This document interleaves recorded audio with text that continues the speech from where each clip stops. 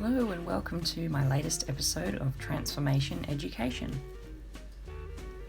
Watch as I take you through this transformation today, as you can see in the before and after of this picture. This is what she had to begin with. There was quite a lot of unevenness in the canvas, unfortunately, due to quarantine. So I am going to try and just kind of rectify that a little as I'm going as well, just go over those dark patches in the back. I'm going to begin with an on-scalp bleach. I have mixed up bleach and 20 vol with Olaplex, and I'm just applying the roots now. I am applying it directly to the scalp, and what I'm going to do is just move quickly, and when I go through it I'm going to use some foil to then help me incubate because it is quite a large regrowth.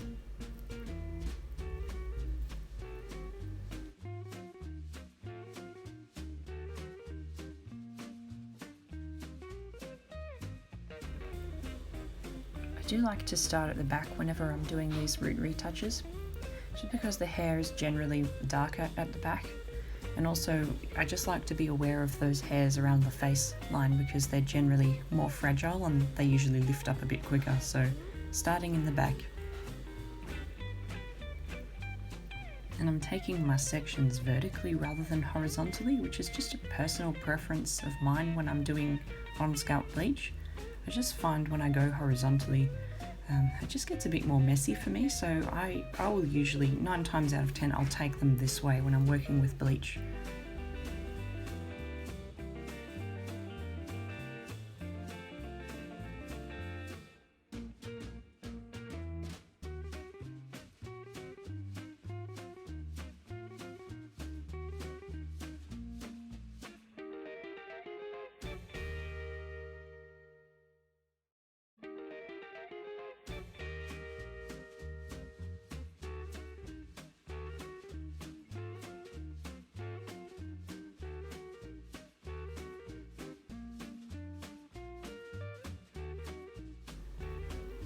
So once I've got the full head applied, I'm going to start at the front now because the back has already processed for a bit longer, and I'm going to just apply the foil as you can see here, and this is just going to help me incubate with that big regrowth that I have, and it's just going to help that off scalp part of the hair process up a bit quicker because I don't have the heat band there. I do also find that by using foils like this, it just helps the bleach stop creating bands and swelling as much, and I just feel like I have a bit more control over where I put things. So I'm really just going through reapplying and making sure that I'm taking that bleach down and getting it right down to where the previous bleach was.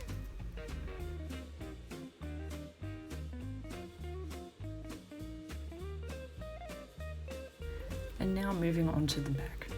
So it's basically just what I did in the beginning, but in reverse now. And it's all just to help the process, process up evenly. That's what I'm aiming for. And in the back here, you'll notice I'm going to start actually taking some through to the ends, and I've got bleach and 10 vol mixed up in another bowl. And I'm just going through as I see any little dark pieces throughout there that need a little bit of an extra boost.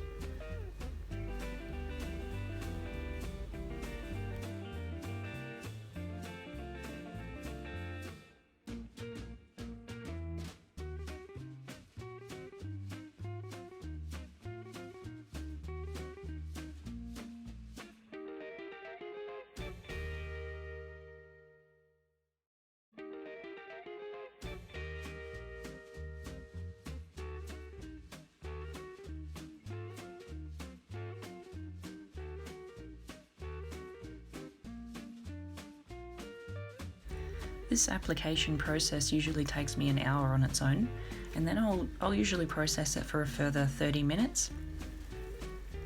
And that's what it looks like. So now I'm just going to pull it all up and have a look, see what needs doing, and if I'm happy with it and I like how light it's processed and I'm thinking it's nearly time to wash it off, what I'm doing here is just taking through some more lightener and 5-fold through her ends to just try and clean it up and remove as much of that old direct dye as I possibly can. Even if it doesn't remove all of the direct dye, it's still going to just strip anything that's kind of on the hair, any coating that there might be there, and prep it really well for me to then apply my Vivids.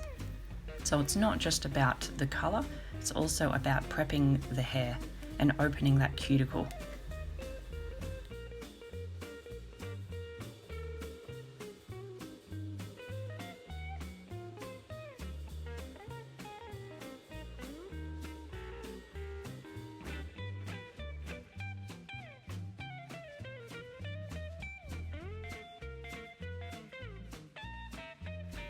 So once that was ready, I shampooed off with purple shampoo, gave it a light conditioner, and then I dried the hair off 100% before I started applying my Vivids. The canvas wasn't 100% perfect, but it was close enough and I was happy. I don't want to damage the hair. I'd rather work with a little bit of banding like this than keep bleaching and really ruin the hair. I've sectioned the top box off because I'm going to do a halo prism up there, and for the underneath I'm just going to put some rainbow colours in, and I'm going to follow the order of the colour wheel. Starting at the back with pink, because why not? Pink is my favourite, so let's start with that. You can see when I'm applying this, there's that band, it's still in there, and you can see that throughout every colour I apply there is that little bit of a band there. Although once it's finished, you really can't tell. Vivids are quite forgiving like that. Rather than trying to fight hard to remove things like this, I'll quite often just kind of go over them, and they don't really cause that much of a fuss.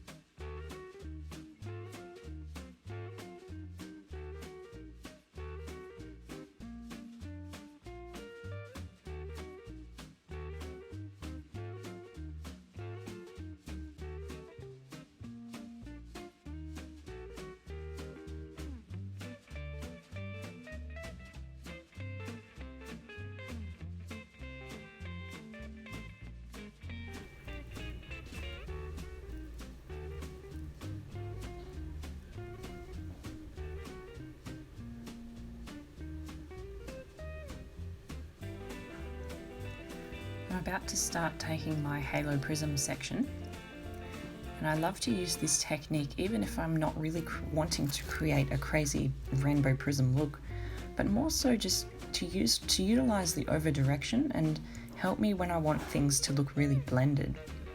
So you'll see in the after photo, it's not actually like really complicated glitch kind of looking hair. It's quite simple, but I've just utilized the over direction so that I don't have to do so much blending.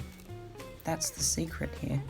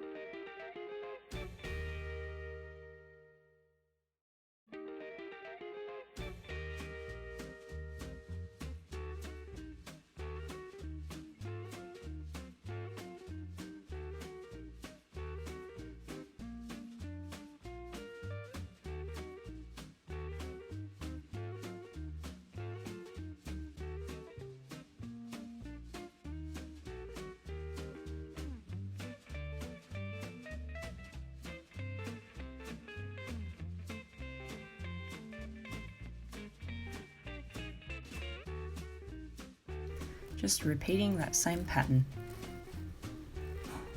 Very tedious and time-consuming work. Once I'm done, I'll just clip it up out of my client's face and let them process for 20 minutes.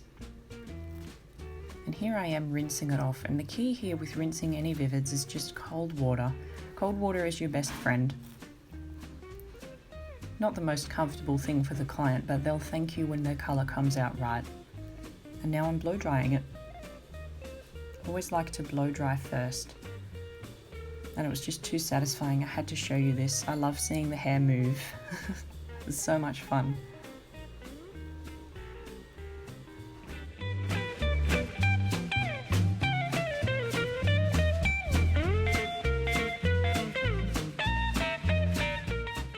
Putting in some curls, and this is the final result.